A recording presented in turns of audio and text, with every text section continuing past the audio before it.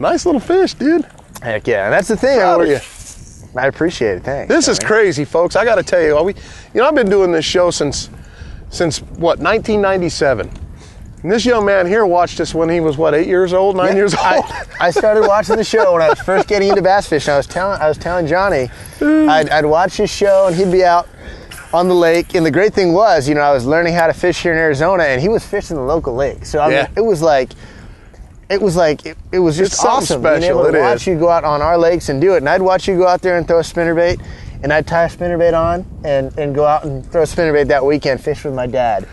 And it usually worked pretty well, and it definitely helped me out a lot watching your show. I learned so much. Well, just watching you fish, it was awesome. I've really loved it, and I'll tell you, when I was a kid up there in the White Mountains, we didn't have anything local as far as like a local fishing show on that showed our lakes here. And I heard that there was a fishing show, another local fishing show on years ago on just a local channel down here in Phoenix or something, but I never got it. And so I thought it was great to be able to show the local lakes and stuff to the folks. And the next best thing, I can teach people all the techniques and lures and stuff that I've learned over the years, but bringing out anglers like you, Matt, and some of these guys that have been winning some of these tournaments and showing some of their techniques and things like that, and you're going to find that you go back to similar shows of years ago. We actually did shows here on the tires. Sure. I've seen you do it before. Yeah, and we all kind of have a similarity to our fishing techniques here. As far as where we go to fish and the areas and and you learn that stuff, and it helps you folks there at home.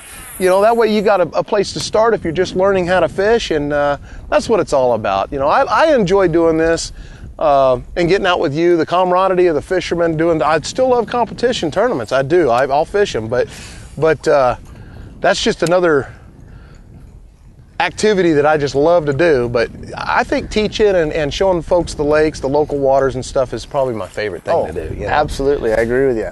I love it. I was so excited when you asked me to be your guest on the show this week. Finally get on there. On the show I've been watching since I was a kid. I was pretty excited. Well, I don't think you quite understand how incredible it is, not just to win one tournament here in Arizona, but to win two back-to-back like you've done. Well, that's just really lucky is what that was. Well, here's the deal. It's hard to win tournaments, and because of the competition level. It really is. You're going to find great fishermen down in 20th place because there's such great fishermen in the area.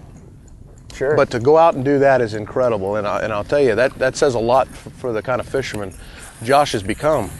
I appreciate it, Johnny. So I really want to let you know, because, and you folks at home, it's really important for me to really stress to the young kids at home that you don't have to be 40, 50 years old to be a great fisherman. When I was a kid and I was fishing my local bass club tournaments, I was getting beat pretty bad, and I just had a fish hit that. And I was getting beat pretty bad, and I got so discouraged I quit fishing. And because I was told that you had to be experienced, you had to have a lot of years under your belt to become a great fisherman. And what ended up happening was I was watching television, the Bassmasters, and it's funny we brought this up. Kevin Van Dam, he's my age, and he was a kid beating Ricky Clunn, beating all these great fishermen, and I'm like, man, if he can do it, why can't I? So I just started learning a lot. So you can learn a lot. He's 23 years old, and he's won 2 big tournaments, championships, back to back. It's possible to do, so don't ever let anybody discourage you into doing this game, because it's fun and you can go out and beat anybody. It's fun. It's a healthy sport too. It's a clean sport. Yeah. It keeps you out of trouble, and you bet. It's just a great thing to be doing when you get addicted to it. It's an addiction. And it's all you're going to want to do, but it's taken you a long ways, and I look at that, and I've enjoyed it for sure. Hopefully I'll be able to do the same thing and do it for a lifetime. Well, because of the way that I grew up in fishing, and it was kind of tough for me to grasp at first, because I was put in a discouraging type situation when I was younger. In 99, even though I had my show in 99 when I won the championship and I won a brand new boat, I was in shock and awe. I felt like after all these years of doing this game, and I finally, got rewarded for really learning and getting the experience under my belt. And I studied a lot of tapes. Yeah. Oh, yeah. And read a lot of books. Oh, it paid off. And it paid totally off. Did. It did.